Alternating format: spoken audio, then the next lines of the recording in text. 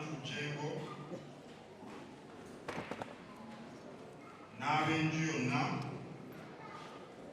ya Pastor Augustine Yiga,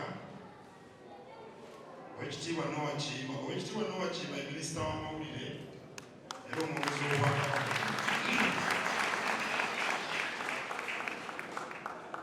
Kaggo Oweekitiibwa Agnes Nakibirige Sempa, abamenyeka ba Kaggo Weggongolola mukulu wa Kibuga Lubaka, abaami ba Kabaka abatongole n'ab'ebiruka, abakulembeze b'eddiini abali wano, Bishop James Muwasi ne Bishop Bakai Rank,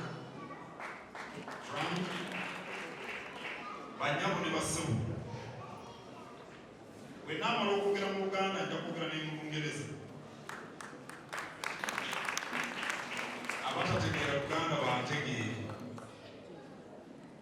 Naye mu mbeera yonna Katonda bw'aba asobozesa okusinkana n'abantu ne bw'ebeera nzibu obaaniriza. N'olwekyo nsanyusa okubalaba. Newankubadde tuli mu kaseera ka nnaku. Omukulu ono gwensanze ng'alina ebigambo by'ayigiriza ebigambo abinozezza bulungi. Naye n'omutakuta w'Olungereza alumanyi. Ebigambo tebivunulikika ne bijjayo amakulu olwayogera mu lulimi olulala lw'agamba. Ntuusa okusaasira kwange n'okwa gavumenti ya Ssaabasajja Kabaka eri abaana, eri ab'enju, eri ab'Oluganda abako n'ab'emikwano gya Pastor Augustine Yiga olw'okufa kwe.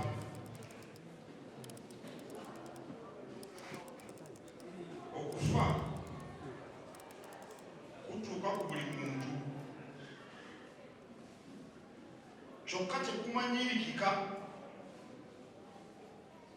Manyi bulungi nti wadde pasita wammwe agenze n'ennaku ze yalwana mwamanya,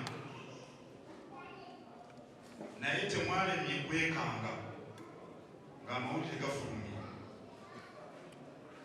Tubasaasidde nnyo bannaffe.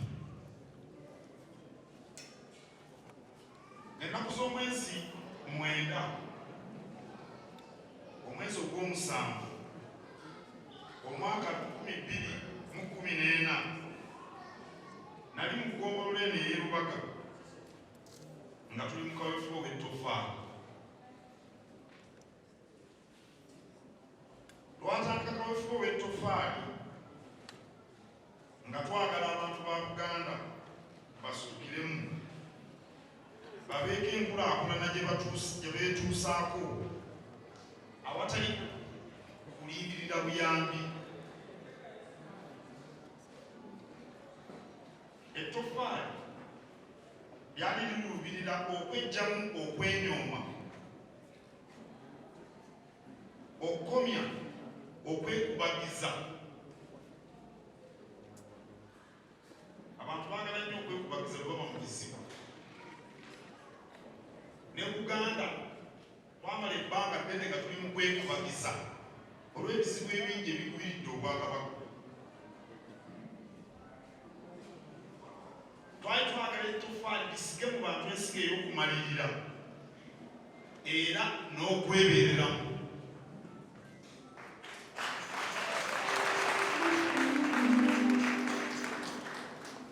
Bwe twalangirira tugenda kujja ludde eno e Kawaala, Pastor Augustine Yiga n'aweereza obubaka ng'asaba Katikkiro ajje wano.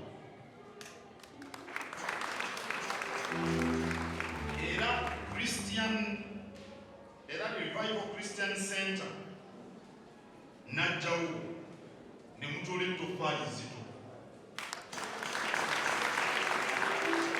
Olunaku olw'ennyini nga 9 Julayi 2014 nali wano, era Pastor Yiga ku lwammwe n'atikka ettoffaali n'atuwa n'ebirabo biyitirivu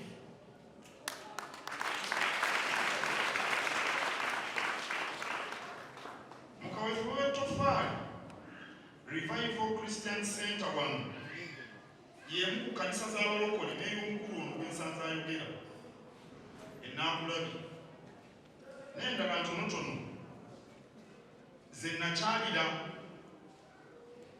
Simanyi nyiza n'okubanga wano mu balokole we nasinga okusanga ettoffaali eddene.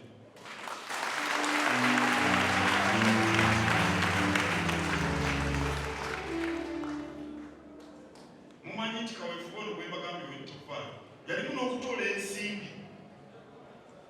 Ekikulu kyali biri okweddamu okwenyooma, okwekubagiza bikine n'ensimbi okukola emirimu gyaffe. Era sente bwe zaatuweebwa tulina emirimu gye twaggusa. Era buli asabira wano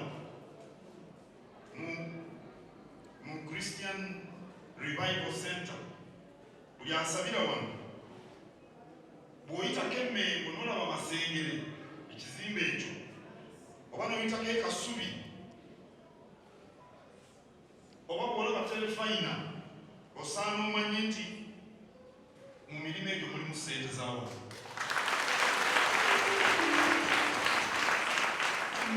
Mwakwenyigiramu. N'olwekyo mbadde nteekwa okujja wano okubakubagiza. Mbadde nteekwa okujja wano okubeebaza olw'obutatirira Ssaabasajja Kabaka. Era nsanyuse nnyo bwe mpulidde Andrew Jengo ng'amanya aga nti ndi muzzukulu wa Nsamba, ndi Wangabi, oliko jjange maama wange Wangabi.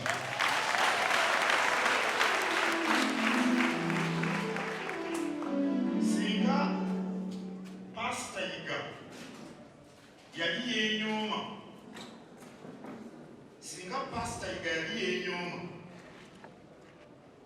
oba singa yali yeekubagiza, tiyandisobodde kutuuka ku ebyo bye yatuukako mu bulamu bw'ogeraageranya gye yava eyeeboogola.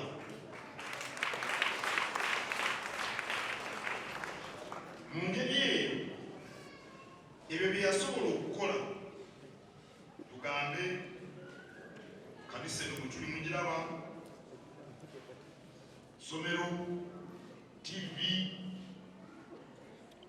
ebyo bibeere essomo eri ffenna nti bw'omalirira osobola okutuuka ku birungi, ebirungi nkumu. Bw'omalirira ne Katonda n'omwekwata osobola okutuuka ku birungi nkumu. Omwoyo ogwo gwe twagala ku mulembe guno omutemi, naddala mu bavubuka, bategeere nti ebirungi biva mu ntuuyo. Akola n'asaba Katonda by'ayagala abifuna.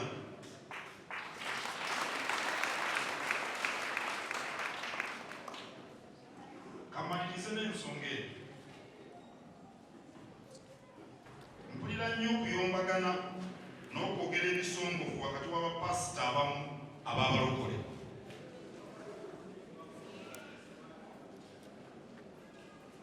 Ebigambo by'enzikiriza abantu abatali bamu, buli omu ku lwabitaputa lulwe. Ebigambo by'enzikiriza abantu ab'enjawulo babitaputa kwabo. N'olwekyo buli omu yandyagadde nnyo kyakkiririzaamu ate nassa ekitiibwa mu ky'omulala.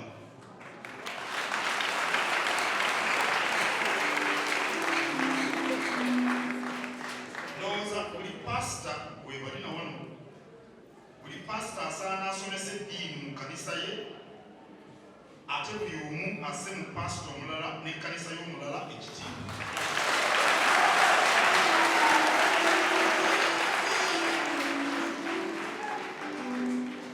Omuganda agamba nti omuweesi ekyamuzimbya ku kkubo olagirirwa. Kyetuva tuwa ebyokulabirako. Nze ntera nnyo okulaba omulabirizi w'Ennamirembe Lubaga, ate ntera nnyo okulaba Ssaabasumba w'e Kampala ng'avudde e Lubaga ne yeegatta ku b'Ennamirembe. Nze mbiraba.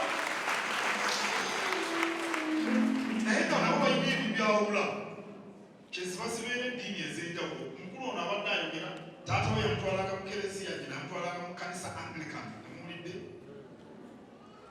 Naye nze Ssaabasumba mulaba wano e Nabire, ate embandi awo Ssaabalabirizi nga mulaba e Rubaga. Emabegako awo nalaba Supreme Mufti ng'ali ku kereziya e Zambia, mwamulaba. Oyinza okwebuuza nti ekyatuta omusiraamu mu bakatoliki kyeki? Omwesi ekyamuzimbya ku kkubo kulagirirwa. Ndowooza enkola bwetyo esobola okubeerawo ne mu bapasita b'ekkanisa z'abalokole, era enkola ey'engeri eyo ejja kunyweza okwegatta mu bagoberezi mu by'omwoyo ne mu mbeera eza bulijjo.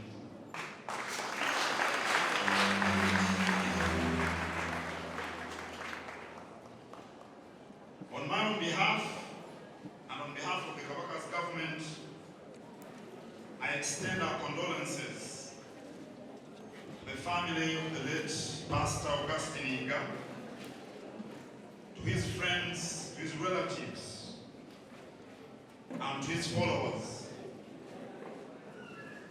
We all shall experience death, but we never get used to it.